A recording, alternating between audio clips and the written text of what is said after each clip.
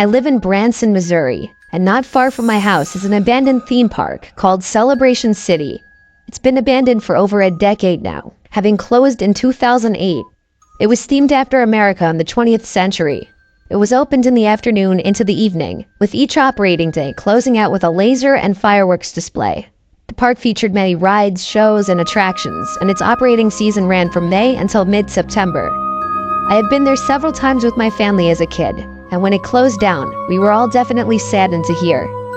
They tore down most, if not all, of the roller coasters before closing, but even still to this day, most of the buildings still stand, and it's a little-known fact that it's kind of a very cool place to explore now, low-key. My friend, who I'll call Calvin, was very on board with my idea of going to check it out. I asked him because he's a family friend, and our families had been to the park together in the past. We drove over and parked in the Steak and Shake parking lot across the street, since the parking lot to the theme park had obviously been closed off for a very long time. It was around 7 p.m., the sun was setting. We didn't want to go in broad daylight in fear of getting caught or running into other people. We brought a couple heavy-duty flashlights for when it would get dark. In the meantime, we could see just fine at first. We jogged across the street when no one was looking, as we didn't want to be obvious about trespassing in the park. When no cars were coming, we cut into the grass and into the trees surrounding the property of the park. It was surprisingly easy to sneak into the park. In fact, it didn't even really feel like we were sneaking in at all. Not that I'm encouraging anyone to trespass. Seeing all the old buildings and attractions I remembered from when I was a kid still standing in this now cold and empty setting was so eerie. It's like a part of my childhood was dead. One thing was for sure, though. We were the only people in this place. No other sounds but the crickets. We couldn't even hear the traffic from outside. As we walked around, we realized so much was left behind.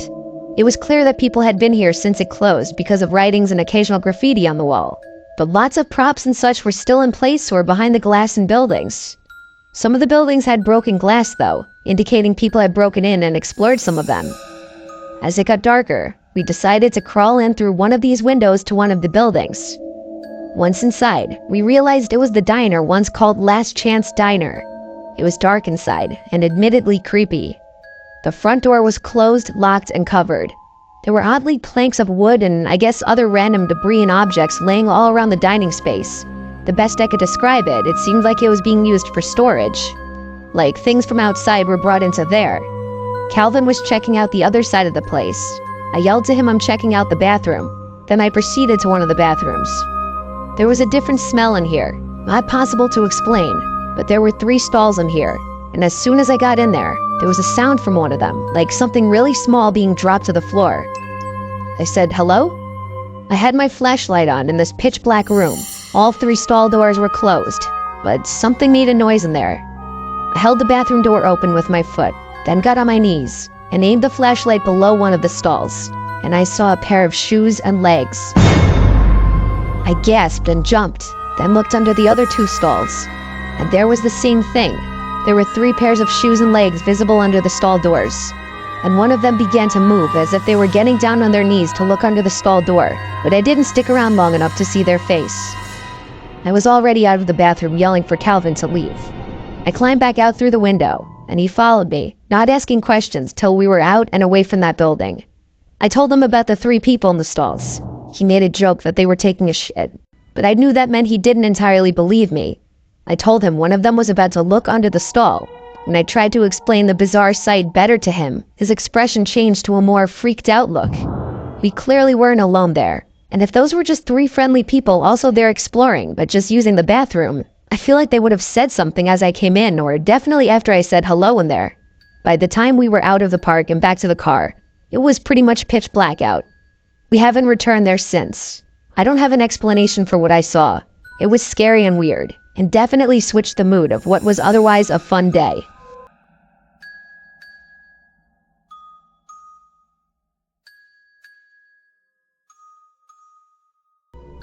I'm a 30-year-old woman living alone in a mid to lower income area. There's some crime in my town, but I don't live in a ghetto. Still, sometimes I do feel a little uncomfortable. I don't know a lot of my neighbors too well, other than my next-door neighbors, who are both nice. The houses across the street are a different story. I like knowing my neighbors because it makes me feel a little safer living alone. I'm the big scaredy cat, so my biggest fears of living alone came true when one night I was in bed trying to fall asleep. It was pretty late on a work night, past 11. I heard the leaves slightly crunching on the side of the house. Human or not, I couldn't tell. There are a lot of cats and raccoons walking around here at night. The following night, I was awoken to something outside my window, like a singular crack or tap. It must have been the window frame. It was October, so I still had the windows open for air. So I guess out of pure instinct, I said, "Who's there?" I didn't hear anything after that. I got up and lifted my blind, and no one was outside. 2 nights in a row of this, I was starting to think I was getting paranoid over the smallest things, like regular house noises. So I tried to fall back asleep, but that same night, I woke up again. This time to some scratching or scraping sound from the backyard. I heard it through the window. I got up from my bed and went out to the little living space by the back door. I heard the clicking louder now. It was right outside the sliding door. I turned on the light in the living space, and then the sound stopped. I went over to the sliding door, which is covered by a sliding curtain. I was so scared to pull it, expecting to see someone. But when I yanked it open like a band-aid, no one was there. I flicked on the backyard light and slid open the door. I was relieved to see no one out there, including raccoons or some other pests. I listened to the crickets for a minute, then heard something in my tiny yard. Something rustling in the bush. I looked at the bushes. They're too thick to really see anything, but they're definitely a good place for someone to hide. And if that sound wasn't a raccoon or possum, I didn't want to know what it was. I went back inside. I made sure everything was locked. I went back to my room and even locked my bedroom door. After about 10 minutes of laying in my bed, there was a knock at my front door this time. I was starting to freak out now. I ignored it and stayed in my bed. No one should be knocking this late at night. If it happened again, I'd call 911. It didn't happen again. I somehow fell asleep eventually after that. The next day, I went straight to Best Buy with my brother, and he helped me pick out a doorbell camera and a security camera set. He helped me install both of them, the doorbell camera in the front and the other cameras in the back, both in low-key spots. My brother also spent the night that night to make me feel better. He slept in the guest bedroom. We were both in our own beds trying to sleep when I got an alert on my phone, motion detected on my property. I opened the Ring app and I screamed because there was someone in the black and white video trying to pick the lock to the back door of my house. I woke up my brother and showed him the video, and he burst out of the bed and without shoes or socks on, ran out into the backyard ready to kill someone. But my scream chased the person away, which we saw while playing the video back. My brother screamed outside my yard to never come back as loud as he could, and undoubtedly, the person trying to break in heard it. We couldn't identify the man's face. He had a hood over his head and was wearing all dark clothing, but not in a single frame could we see his face. He was also wearing gloves, which meant he left no fingerprints. We called the police, even knowing there wasn't much they could do. It just felt like we needed to have them come to keep a lookout. After that night, nothing similar ever happened again. Not to toot my own horn, but I am on the more attractive side. And what really scares me is the possibility that this was someone who knew who I am, a young single woman living alone in a house. It makes me wonder if it's possible that this was someone who lives on my street, one of my neighbors. I guess I'll never know.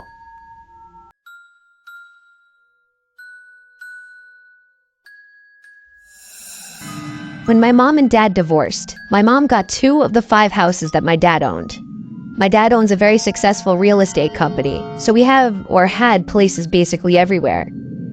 I'm 23 years old, so I really just stay wherever I want, but I usually stay at one of my mom's houses now because I'm closer with her. This was one of the many weeks that my mom was at our beach house, and I was alone at the main house. I'm used to having the house to myself more often than not.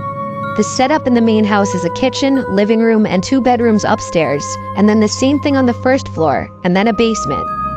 My bedroom is in the upstairs. I mainly use the kitchen and living room up there too, while my mom uses the downstairs for herself. It's a nice setup. The house has 3 entrances, a front, back, and a side entrance. The side entrance leads out to where all the garbage cans and such are. I usually go out that door when taking out the trash. Anyway, the story really begins when I started noticing a lot of my clothes were missing.